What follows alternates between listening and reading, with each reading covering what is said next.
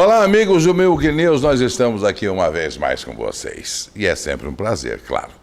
Depois desse verdadeiro porre de transmissão lá do Chile. Mas algumas lições a gente pode tirar disso. Primeiro, pela competência, essa demonstração mundial de competência do Chile, resgatando aqueles 33 mineiros daquela forma. Nunca antes tinha havido um caso igual. A demonstração deles, mineiros, enquanto lá embaixo, nos 700 metros de profundidade, aquela união havida entre eles, e não é fácil, 2 meses lá embaixo, quase 3 meses, né?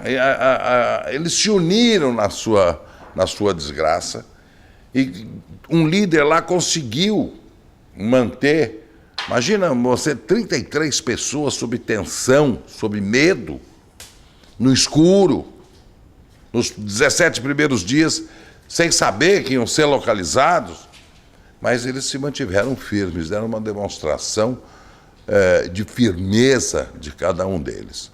Agora vejam um detalhe, vocês que gostam de fazer análise, a gente está fazendo algumas análises posteriores, né?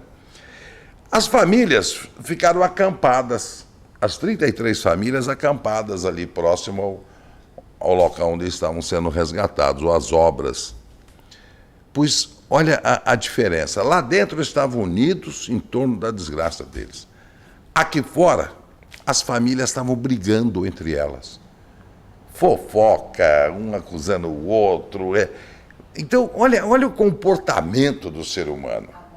Né? Em volta de um problema, ele se une. Né? Quando a coisa está tudo normal, eles se intrigam, eles brigam. Eles fazem fofoca. Até amante apareceu nessa história. Olha como o ser humano é. É mais ou menos aquela coisa do frio, né? Se não tem um cobertor, tá o frio insuportável, todos se unem para um aquecer o outro. Agora, aqui fora, como todo mundo tem seu cobertorzinho, vamos fazer fofoca da vida alheia. Mais ou menos, em resumo, é isso aí, né? Mas para quem gosta desse tipo de análise, é interessante. Mas eu queria destacar um outro aspecto. Tem gente que é fadado ao sucesso, né? Tem gente que já nasce predestinado, os que gostam de analisar esse tipo de coisa. Entre os mineiros, um deles, ex-jogador da seleção de futebol do Chile. Por alguma razão, ele não pôde continuar a carreira, embora tenha chegado até a seleção, e foi ser mineiro, trabalhar em mina. Mas não é que ele está dentro disso aí e se tornou celebridade de novo, ele estava fadado a ser uma celebridade. Se não fosse via futebol, foi via uma desgraça como essa, mas passou a ser. Porque esses 33 viraram celebridade no mundo todo. Talvez no futebol não conseguisse chegar ao estrelato que conseguiu chegar. Aquele que foi resgatado, que a filha deu uma bola de presente, aquela bola estava assinada. A cobertura jornalística às vezes falha. Aquela bola estava assinada por todos os seus colegas da seleção. Por isso que a filha levou para ele. Ninguém disse isso, mas eu apurei. Bem, esse caso, um verdadeiro porre, como eu disse, já acabou, o Chile já mostrou ao mundo que é um país de todo respeito, maravilha, aquele presidente lá, politicamente ou não, demonstrou firmeza, ficou lá o tempo todo, está consagrado. Chile continua sendo o grande país que sempre foi, né? Mas aqui, na terrinha dos tupiniquins, uma coisa que continua me incomodando e muito. Caso Bruno, goleiro Bruno. Eu volto a falar nesse caso porque isso me incomoda. A injustiça me incomoda. Seja ela praticada contra quem quer que seja. Me incomoda. Até no dia a dia da minha casa, qualquer coisa que eu vislumbre um tom de injustiça, eu me rebelo. Eu não aguento. Talvez seja um problema meu, de geração passada, quem sabe, né? Pode ser.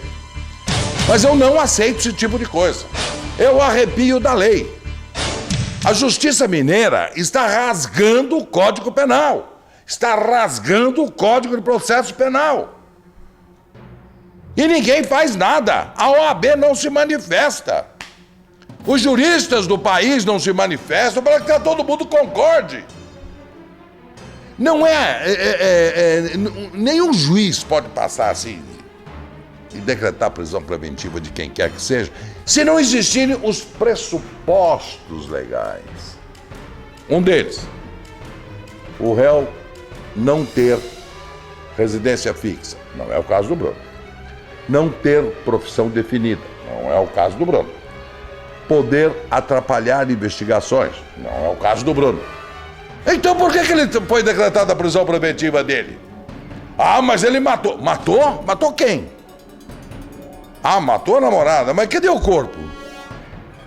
Olha, a coisa chega às raias do absurdo que ele foi indiciado por homicídio de um corpo que não existe. Bom, mas até aí já a história jurídica consagra outros casos.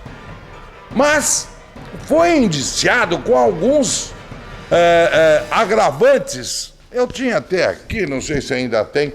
Gozado é o seguinte, com 18 anos eu não precisava trocar de óculos. Não sei por quê. Né? Agora que eu tenho um pouco mais de 18, sou obrigado toda hora a trocar de óculos. Mas aqui diz o seguinte...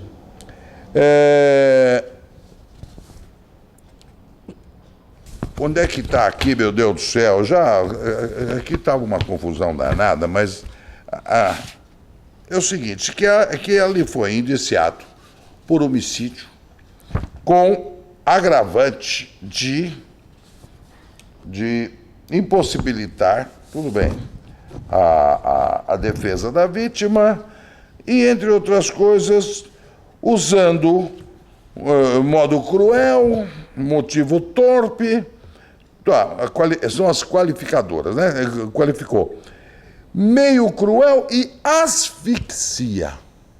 Quem é que pode garantir que foi asfixia, ainda que ela esteja morta? Para você estabelecer que alguém morreu por asfixia, é um exame cadavérico. Mas cadê o cadáver? Dá para caber na cabeça de alguém isso? Alguém, olha, não é alguém que tenha feito direito, não é nada disso. Alguém que tenha passado na calçada de uma faculdade de direito. Não é possível. Esse incompetente, me perdoe, desse delegado Edson alguma coisa, chefe do departamento de homicídio, com as suas duas delegadinhas, agora saíram um pouco do cenário, aquela que eu apelidei de Barbie e a outra morena, aquela Canecalon.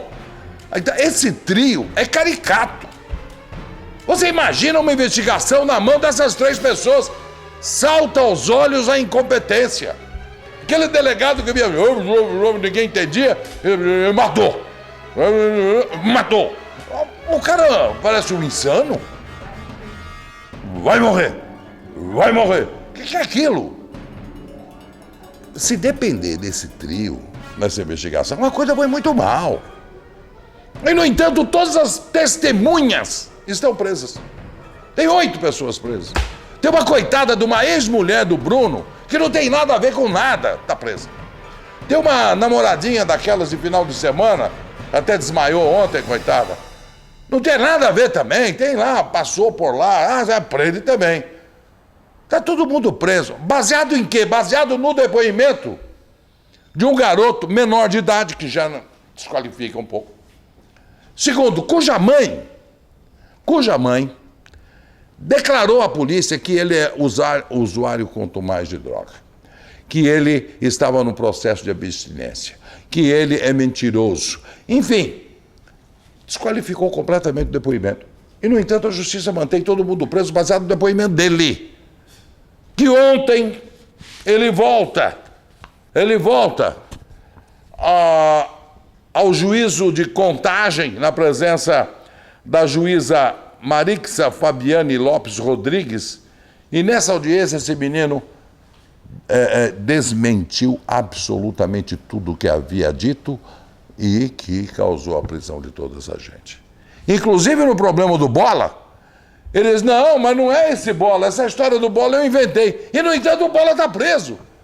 Ué, mas por quê? Não, porque eu sabia que ele criava cachorro, porque meu pai também criava cachorro, e na hora eu senti uma pressão da polícia, eu criei essa história e dei o nome do Bola. E, no entanto, o juiz, sabendo disso tudo, mantém o Bola preso. É possível isso? Olha, estão dando milhares de sinais, eles tentam me atrapalhar, mas não conseguem. Mas eu vou fazer o seguinte, eu prometi que o programa seria mais curto, mas aguardem, eu vou voltar. Tem muita coisa aqui para comentar sobre isso e também algumas coisas da política, assim, bem en passant, tá bom? Muito obrigado pela sua audiência uma vez mais. Me ajudem, comuniquem aos seus amigos que tem um novo programa no ar. Muito obrigado a vocês. Até a próxima. Agora, no novo depoimento, o menor que acusa o goleiro Bruno e acusa também o ex-policial Marcos Aparecido dos Santos, o tal do Bola, ele chegou para juiz e disse, não, o Bola que é o Bola não é o Bola, não é esse o Bola.